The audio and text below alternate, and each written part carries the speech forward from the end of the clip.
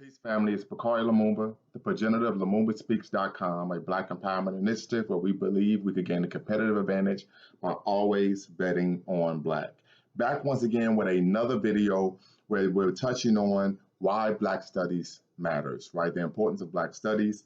And as you may know, if you review many of my videos, we talked about the importance of Black psychology and addressing many of the mental health issues that Black people have due to our nightmarish experience here in the Western world and even on the continent as well, right? Because we understand that colonialism and slavery are what? Siamese twins, right? But referring to Black studies, I think it's very important. I've had some conversation with people where they've basically asked the question, why would I major in Black studies? What can I do? How can I have a living, have an actual substantial career in by majoring in Black studies? And so, I think it's very important. I majored in Black studies myself. I have a bachelor's and a master's degree in Black studies, and I think it's very important that we address that question, right? I think it's twofold. I think one, that comes from what I would argue is internalized racism, right? The society tells us that Black people aren't of any worth, Black people aren't worth studying, and so then we internalize that to believe that ourselves. The other issue is oftentimes in society plays a role in denigrating Black art, Black literature, Black music, Black perspectives. And so then the questions may come, do I want to follow along that line? And this is where E.B. Du Bois' famous coined the term double consciousness kind of comes in. But I think that it is possible to have a lucrative career. I've been able to do so with a Black studies background. I think it's very important that we understand that when you are applying for jobs after you graduate from college, the goal if you go to college is to graduate, right? Then what typically happens is you're going to have a situation where you apply for a job that the requirements are going to be, do you have a degree in a liberal art or a human science, right? And so Black studies falls into that realm, and so you're good to go. But I also think it's important that we talk about what is Black studies. We also know that Black studies comes under many different names, right? It could be African American studies, African American studies, Africana studies, even African studies, right? So I think it's very important that we understand and realize that. But any one of those terms is representative of Black studies. Also, we talk about the origin of Black studies. Many scholars subscribe or argue that Black studies has its origin in the what? Ancient Kemetan civilization, as well as some of the medieval civilizations of Songhay, Mali, and Ghana and West Africa, due to those civilizations' intellectual tradition in which they studied themselves, society, and the world as a whole. However, in terms of modern times, we trace the origin of Black studies to what? The student movements of the 60s. Right? So the student movements of the 60s, we're talking about the student movement, we're talking about the free speech movement, we're talking about the anti-war, anti-Vietnam movement, and of course the Civil Rights Black Power movement that coalesced on college campuses, right? Particularly at San Francisco State College, which is now San Francisco State University. The movement there brought about the first Black Studies program in the United States of America at an institution of higher education. Now, we know there was an African Studies program at Northwestern that was founded by Melville J. Herskovits, who was famous for writing the book Myth of the Negro Past, where he really talks about and traces the forms of African cultural retention and African people here in the Western world.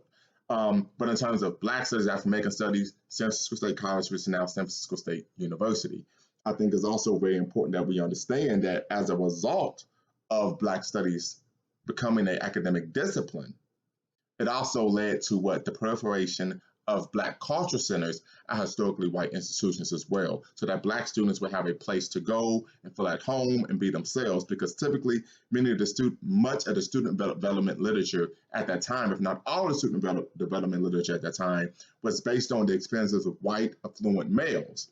And as a result, many individuals, particularly Ashton, if I'm pronouncing his name right, argue that what many students should do, particularly Black students, is what? Be dismissive of their culture, engage in a form of self-abnegation, and then completely immerse themselves into the culture of the university environment, which we know was what? White, male-centered, and of course rooted in colonialism, imperialism, racism, and slavery. Right? That's a whole other conversation when we talk about how higher education institutions were in bed with slave traders and enslavers, and that's how they built their wealth in these gaudy endowments that they have today, right? There's actually a great book on that called Ebony and Ivory. Got it right here.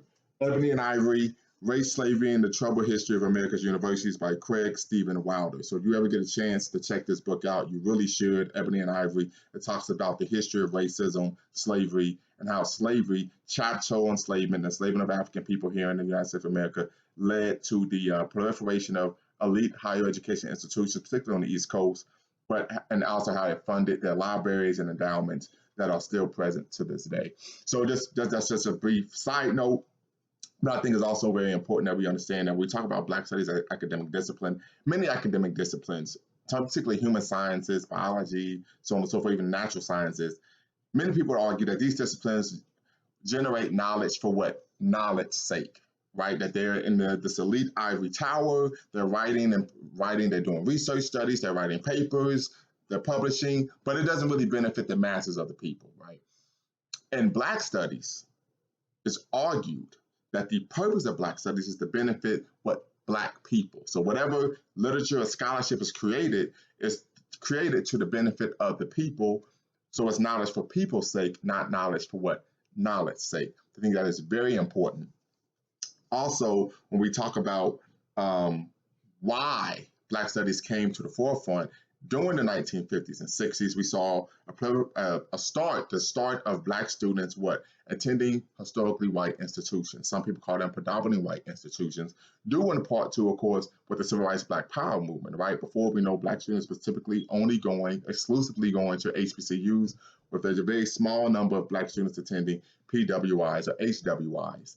But as a result of the Civil Rights movement, that shift, white people engaging, the white power structure engaging in interest convergence, Black students started to be more frequent on campus. But one of the issues Black people had was that when you talk about the canon of great books and literature and history, where was the African experience? Where was the Black experience? Where were Black people's contributions to civilization and humanity in these textbooks, where there weren't any? And when there were conversations about Black people in history, it was typically you didn't have any history till you met white folk. You were uncivilized, you were savages, you were brutes until we came and enslaved you and indoctrinated you with Christianity. So many Black people had an issue with that. And so thus we wanted to have a discipline, a form of methodology and study that was centered on the Black experience. So now we're talking a little bit about ethnocentrism here, right? To where we wanted our perspective to be in the forefront when talking about studying and evaluating Black life, history, culture, etc., not Black people's experiences, thought, and values being looked at through the lens of what? A Eurocentric perspective or a multicultural perspective or an Asian perspective or a people of color perspective. We wanted to be centered in a Black perspective, correct? So as a result, it was created, and Black studies, of course, is a multidisciplinary academic discipline, right? So when we talk about multidisciplinary, that means that it draws on several other disciplines, right? But it's centered on the Black experience. So historically, when Black studies programs first gained steam, gained traction, began to be created, many people saw them as a junior academic discipline, to say it charitably, or as not a real academic discipline at all, because many of the individuals who were teaching Black studies courses were being taken from other disciplines. So you might have someone who was a theologian who would teach a class on Black religion, but he wasn't centered in what Black studies or Black experience, right? And so what happened was this brought about the creation of what? Black studies departments.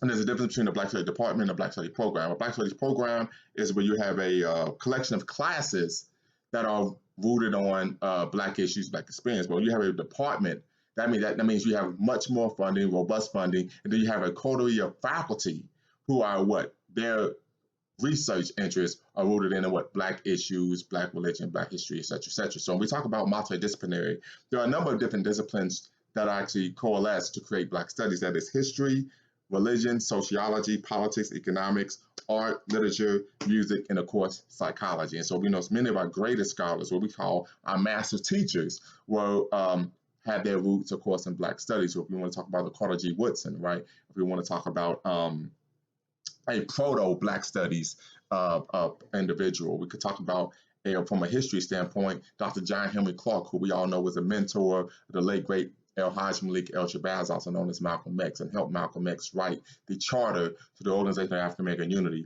1 week before Malcolm X was assassinated.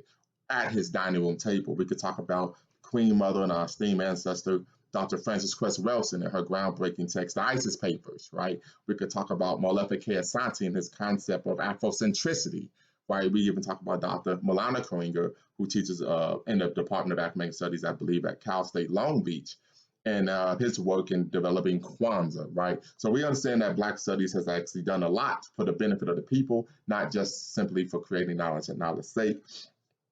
But I think last but not least, I think we also have to understand that it's very important that when we're studying or addressing Black issues, we're doing so from a Black perspective.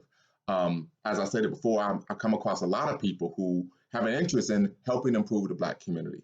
Well, I want to do this to make things better. Then I ask the question very simply: have you ever taken a Black Studies course? No, I have not. So how could you solve a problem if you don't know the root of the problem? Because oftentimes what we find with people who are woke, who are B1, as they say, or in the know, right? Their heart might be in the right place. So, oftentimes we say charges to my head, not my heart. I think that's oftentimes the issue. So where they're treating symptoms, not the actual issue. And we know the actual issue is what? That according to Dr. Amos Wilson in his seminal text, Blueprint for Black Power, a moral, political, and economic imperative for the 21st century, that the crux of the issue that Black people face, not only here in America or the Western world or diaspora, but even on the continent throughout the world, is what? That we are collectively, politically, economically, and militarily powerless. And that until we gain the what? Power as a group to stop individuals, not just white folk, right? We know we're dealing with, China and Africa. We're dealing with other people of color who engage in anti-Black racism, right? At the interpersonal,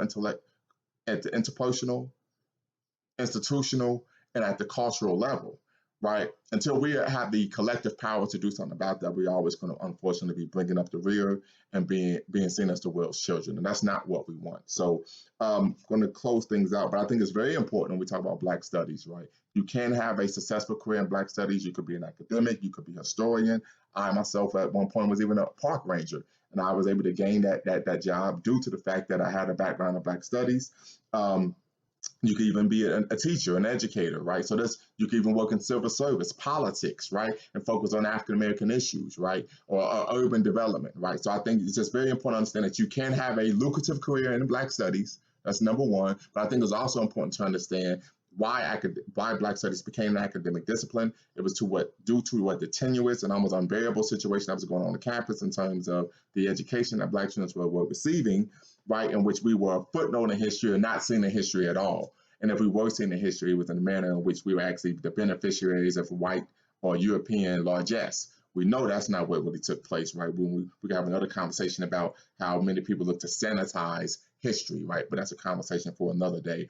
But what was most important was that this discipline was created as a method of study to actually view Black people's issues and Black thought, Black culture from a Black perspective, and to make sure that what is the knowledge that's being created is being created to the benefit of the people, simply not knowledge for knowledge's sake. So once again, I'm signing off. Thanks for watching. Make sure you hit the subscribe and like button. Until next time, peace.